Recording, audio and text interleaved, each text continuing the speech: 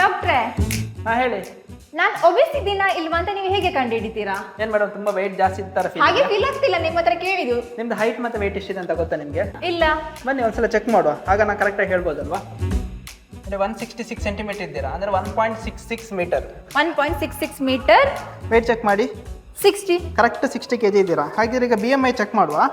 Okay, BMIಗೆ ಒಂದು formula ಇದೆ. ನಿಮ್ಮದು ವೆಯ್ಟ್ ಇದೆಯಲ್ಲ divided by height square. Weight 60 ಇದೆ, ಡಿವೈಡ್ ಬೈ ಹೈಟ್ ಸ್ಕ್ವೇರ್ ಅಂದರೆ 1.66 ಇಂಟು 1.66 ಅಂದರೆ 2.75.